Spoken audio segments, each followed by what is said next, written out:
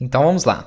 Ele insere na tabela de pedidos nos campos. Toda vez que tem um ponto igual, é como se fosse aqui, ó, depois de pedidos, ele já colocasse, tá joia? Os campos aqui. Ele abrisse esse, ele continua daqui, ó. É como se fosse isso aqui, ó. Aí você decide se você faz em uma linha ou em várias. Então, pedidos, espaço, é muito importante tomar cuidado com esses espaços, né?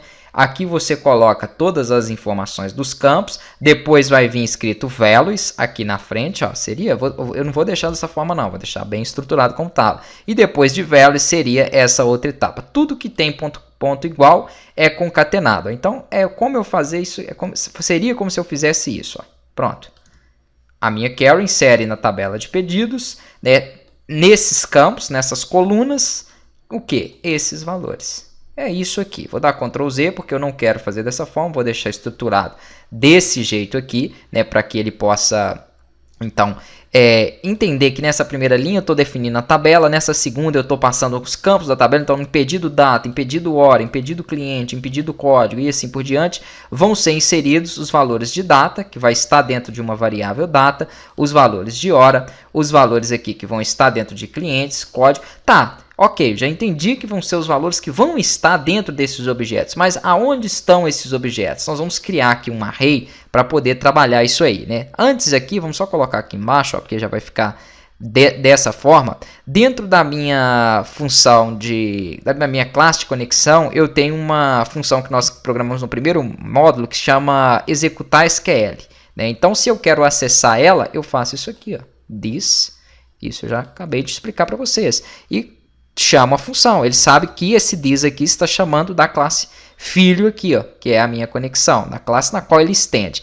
Execute SQL e aí ele me pede o seguinte lá, 2 parâmetros, né? A query que eu quero executar, que é essa, e os valores. Os valores eu não tenho ainda, os valores vão ser justamente esses parâmetros que nós vamos trazer como um array de dados. Então, toda vez que você fizer algum insert, certamente, se mantendo essa estrutura MVC que nós estamos trabalhando, você vai ter que ter um array de dados. Para criar esse array, vamos lá, criar esses parâmetros, eu vou colocar aqui, ó, que ele vai receber um array, perfeito, e aqui dentro desse array nós setamos os dados. Os dados, basicamente, é você pegar cada um desses itens, data, hora, e passar o que vai receber eles. Nós já temos isso aqui, ó, também dentro de fontes do projeto para poder adiantar, e eu vou explicar aqui, porque assim fica mais fácil para a gente trabalhar. Então vamos lá. O campo data que eu coloquei aqui em cima, ele vai receber, né, o que tiver lá dentro da minha classe sistema em data atual US. Por que o US? Que é o modelo americano. Para me salvar no banco de dados, eu salvo no modelo americano, que é o modelo no qual trabalha o MySQL. Para me recuperar isso em tela, eu recupero no modelo, né, em português, que é, no caso, a nossa linguagem. Então, não tem a necessidade de eu salvar esses dados, e nem posso salvar esses dados, né, dessa forma, uma data dessa forma aqui, ó, 27/3/1990, por exemplo. Não posso fazer isso, porque lá no meu banco de dados, ele não reconhece ela dessa forma. Ele reconhece na estrutura, né, no modelo aqui americano. Então, vai ficar aqui, ó, dessa forma lá. Então, para isso, nós temos essas classes de sistema que faz essa configuração. Essa classe também foi aplicada no primeiro módulo. Está aqui, ó, sistema.class. Vamos ver se dentro dela existe esse método. Existe, ó, data atual US. Foi falado aí, né, no módulo que nós implementamos isso. Se eu não me engano, foi no primeiro mesmo. Vamos voltar aqui, então, e vamos fazer o seguinte. A data é no modelo americano. A hora também vai ter uma função aqui dentro chamada hora atual. Aqui já está no nosso modelo mesmo. A hora não faz diferença, tá joia? Não é como a data. Aqui nós temos o cliente, que é esse objeto, recebendo um valor inteiro, porque é um ID do cliente. Perfeito. Temos aqui o código recebendo uma variável código, ref recebendo a variável ref e assim por diante. As outras são variáveis. Tendo feito isso, ele vai executar a query que eu pedi aqui em cima, passando esses dados aqui, ó, que estão dentro do meu array de parâmetro.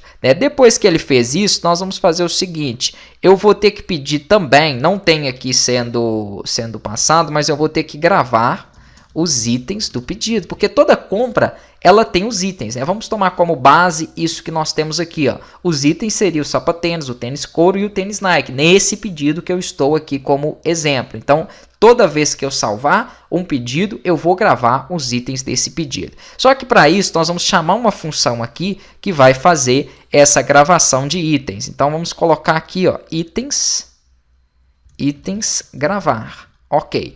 E essa minha função não existe ainda. Ela só vai pedir o código do pedido, né? Então, o código nós já temos aqui, que é a variável code. Ele vai ter que passar o código do pedido para ele saber quais itens ele vai estar gravando lá. Como eu não tenho a função, por enquanto eu vou deixar ela comentada, né? E depois, quando nós elaborarmos essa função, eu descomento ela ali. E aqui eu preciso de colocar o meu retorno igual true, porque no início ele ficou como falso. Eu vou explicar essa dinâmica no momento em que ele estiver salvando. E é basicamente isso aqui, ó. Então, o retorno para mim, né, dá um retorno aí igual true.